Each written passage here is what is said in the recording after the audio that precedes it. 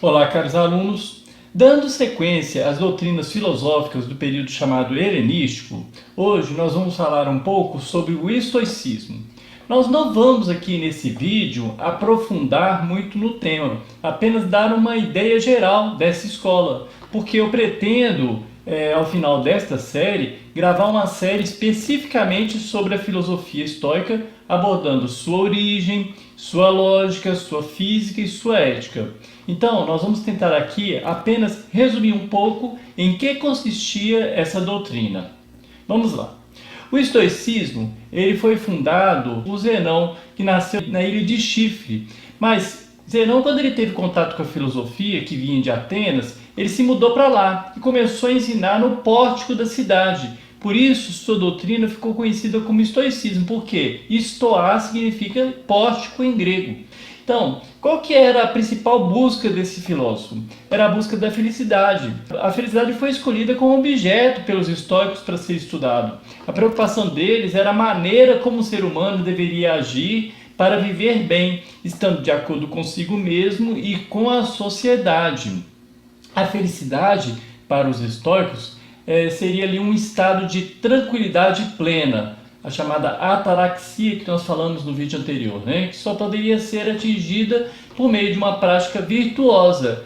E essa prática virtuosa, por sua vez, seria atingida de que forma? Através de uma negação constante, de uma indiferença a todas as experiências da vida, chegando à apateia, que a gente pode traduzir como ausência de paixões, ou seja, a ausência de qualquer sentimento, seja de prazer ou sofrimento.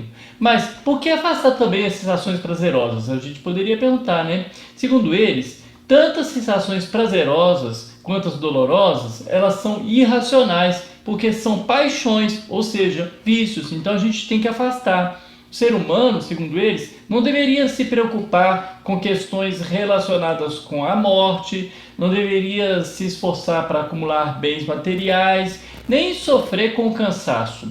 O único valor seria a sabedoria, que seria alcançado de que forma? Com o culto ao pensamento, que é o único esforço que, inclusive, valeria a pena o ser humano se empenhar.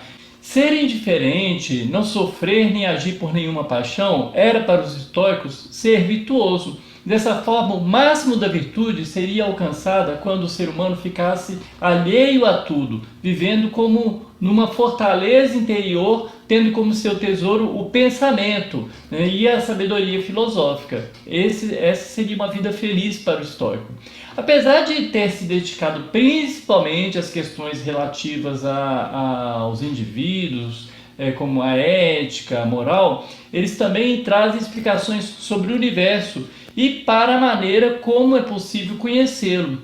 De uma certa forma, nós temos aí um prenúncio de uma corrente conhecida na modernidade como o empirismo. Por quê? Vou explicar. Eles já entendiam o conhecimento como aquilo que a gente tinha aqui por meio dos 5 sentidos. Então, aquilo que a gente capta pelos sentidos, a experiência sensível, traria o conhecimento ao ser humano. Segundo os estoicos, as ideias e os conceitos sobre qualquer coisa são apenas combinações mentais das informações que o ser humano adquire sensorialmente. Então, nesse aspecto, pode ser parecido um pouco com o empirismo, Não é ainda não, mas parece. Na política, eles afirmavam que o ser humano não pertenceria a nenhum país ou a nenhuma cidade, mas todo indivíduo seria um cosmopolita, ou seja, cidadão do mundo. Nesse sentido, o ser humano ele agiria bem em qualquer parte.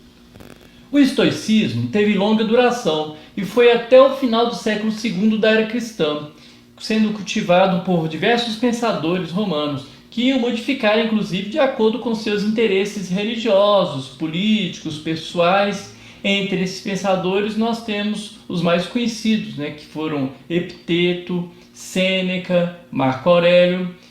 Então, em resumo, a gente poderia pensar da seguinte forma: olha, o ser humano ele deve agir, mas sempre tendo em vista que ele não tem controle sobre tudo. Então, sobre aquilo que ele não tem controle, ele deve simplesmente aceitar a situação.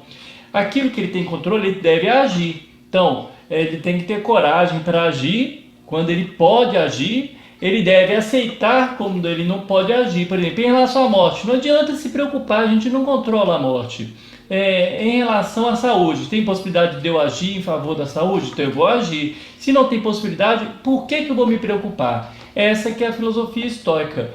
Coragem para modificar as coisas que a gente pode e sabedoria para sempre distinguir umas coisas das outras. Então é exatamente o que o estoico busca.